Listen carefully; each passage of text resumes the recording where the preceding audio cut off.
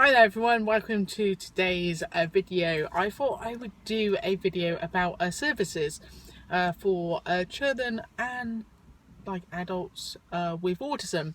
Now my background is in social care. I have been working with children and young adults and also older adults in all types of services, and so I'm going to bring you some of that experience today to this a video, so as a professional but also as a parent as well. My son has just been diagnosed with autism. He's aged 3, so the only service at the moment that he really access is his nursery, and we've been looking at what other services in terms of social outlets he may enjoy, because let's face it, it's okay being with mummy and daddy sometimes, but we also need that kind of break sometimes, or we want to go to places where we feel as parents that other people will understand, if your child does a bizarre behaviors because he or she is autistic. There's been a few moments just recently which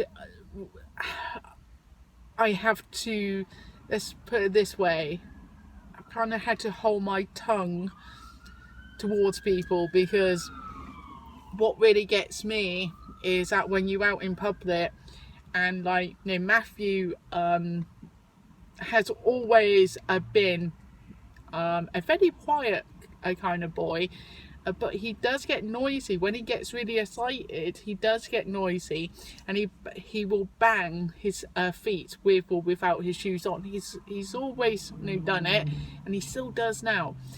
And people just look, it's like, what's going on? And I'm like, well, he's happy.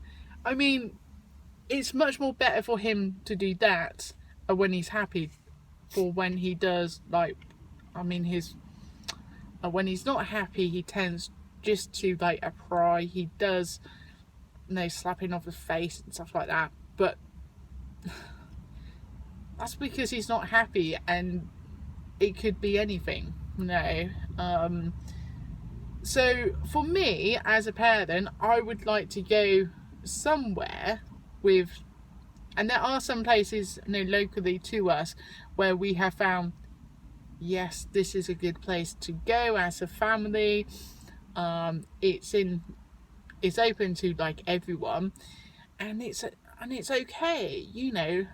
However, there are times when I kind of think I can't go to that soft play because it hasn't got this and this and this, or he doesn't like it, and just little things really. So yeah, I just really wanted to talk to you about what kind of services do you have in your area which is really good for your child.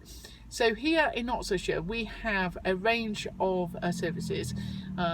Some are provided by social services, the council, and some are not. The majority of our organisations that provide activities for children and adults and young adults with autism and other disabilities, they tend to be local charities or local voluntary groups, and that are either been set up by parents, and so the parents have found that there's not much going on, and so they set up a little group, in that a group kind of grows in it, and I tend to know about 7 groups in say the Oxford area. However, in my area where I live in Oxfordshire, and there's just not many, and so I've decided to set my own group up. It's going to be called Funky Kids Active, because what I want is a organisation that provides what Matthew needs, okay, and also what I want. And I've spoken to other parents, say locally, and I found out what they have wanted. So I've just been planning it, and it's going to be really good, and we're going to try to launch it in next like spring, so around about like April time, and it may be May, depending on how much, because I have to decide whether it's going to be voluntary, private, like as a business, or not for profit. And so there's, for each one, there's pro and cons, and I probably will do a video on that. So yeah, and so what are we going to be doing? Well, the type of services that I would really like for Matthew to do is to be really active. I think it's so important for children with any kind of disabilities, but especially like autism, is to be as active as possible. And Matthew at the moment, he will pace up and down and stuff, and he needs to be outside most of the time to burn his energy off, we have found. And sometimes that's not really possible because of the weather, and so we tend to be indoors, and that's where we kind of see him getting a bit like frustrated and stuff. So it's finding out what else he can do. And at this age it's really hard, because he will just watch TV. However, he does get bored of it. So what are we going to be doing at Funky Kids Active? Well, it's going to be aimed at like from around about 2 years old, right up to the age of 25. And we're going to have like a specific age groups, appropriate like age groups for each. And we're going to have them, there's going to be 3 kind of like areas.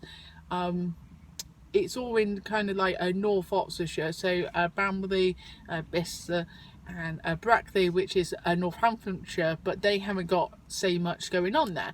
So we're going to go into Northamptonshire as well, just the Brackley area.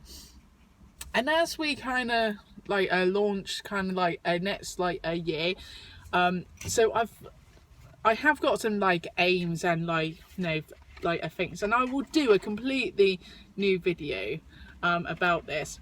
But Funky Kids at this is for children and young, say adults and that, and we want to provide activities such as sports and leisure and life skills activities for the kids, but also for their families as well. So it's not just a place where you come and you drop your kids off and then you go. We want the family to come to mix with other families and talk to other families. So while the kids are playing and stuff, the grown-ups maybe if they come as a family, it could well mean some meaningful time to spend with each a child. So for us, it's really important that we get that time with Rebecca on the individual basis, as well as having that time with kind of Matthew as well. And so to be a part of a group that can provide activities. So for example, we would have maybe a cooking session whereby there would be a person leading that, and there would also be an area where kids and young people can just chill out, maybe play some games if they are not cooking.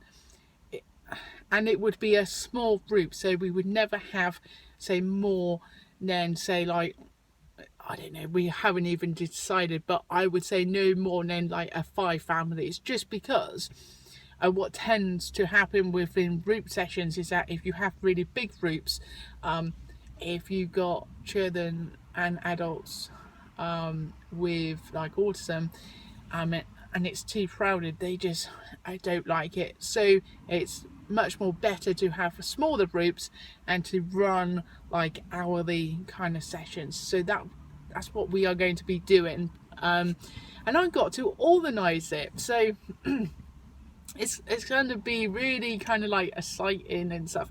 So while I'm kind of doing videos all about like autism, occasionally I will be, speaking about like a funky kids and what we are doing, and maybe even if you want to kind of set up your own like a group like this, then I will be talking about like how to structure that, and so if you do want that kind of videos, just let me know in the comments.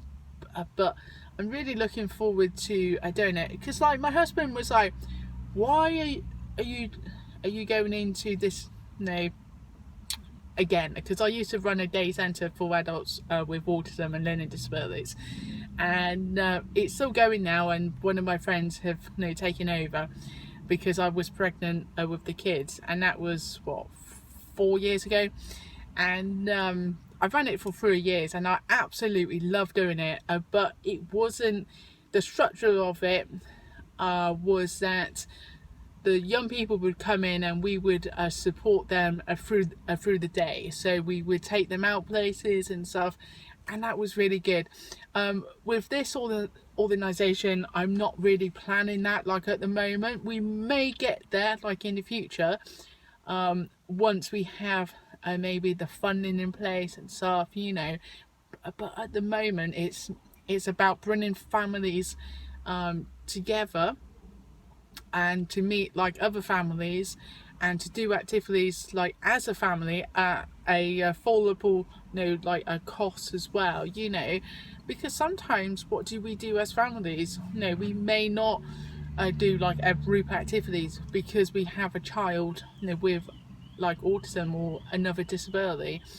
So it's really important, and we may even have like a sibling like a groups, so we may split, like sometimes, so have, what was it, one parent, say with a child with autism doing a activity, and then splitting like this a sibling to do something with like their other parents, and then bringing them back together to do a group activity, maybe, I don't know, it's also up to like the families how they want to do it as well. So it's very much on the views of families, but we have got a structure in place, and I want to see more of this happening around the UK. So so if you do want to follow me on this, I have got a Facebook page, and I will link that down in the description. And what I will be doing is that I will be putting updates like on there, and there will also be a donation like a page as well, because we need money to like basically like get venues, get like equipment and stuff like that, so we can keep the price for activities kind of low. And I don't know whether you know, but it's really hard to get like a funding, and this is why the status of this organisation is important, because if we do go down like the non-profit route, they have a set of rules, and so sometimes it's easier to set up as a business first, and then what was it, to kind of then afterwards, and once we know it's actually going to be accessible, which it will be, and that then maybe look into becoming a charity or a not-for-profit, because like as I said, there's pros and cons about that. So I'm really looking forward. I now got to go and see my father-in-law, who's got dementia, bless him, and I got to get his dinner ready and stuff. So yeah, this Sunday has been kind of pretty good. We the kids are at their nannies, they're basically having fun, and I came out for, what was it, the afternoon, and I'm just going off to see my father-in-law to get his dinner. And then tonight I've got a couple of choices of what I want to do. I can either go to my church, or I can go to a pub evening with other parents and maybe young people with autism and that. So I might do both. I can do both if I want. So yeah, anyway, thanks for watching, and don't forget to like this video, and if you haven't already, please subscribe to the channel, and that we are on what, 24 subs now. I would really love it if I could get up to, I say, 50 or 100 by the end of this year. That would be awesome. But yeah, and I will link another channel to the end of this. It's a mum and dad. They've got autistic sons. They are like twins, and they have a really a good channel. Really enjoy watching that channel and what they go through as well. And there's some really good tips, and just in the life of, how hard it is sometimes, but also like the fun times as well. So yeah, so thank you to them for doing videos and that, and next time I will share another channel which I follow as well. So take care everyone, and I will speak to you very, very soon. The next video should really be about communication and like autism, and that will be after probably half term. Okay, see you later.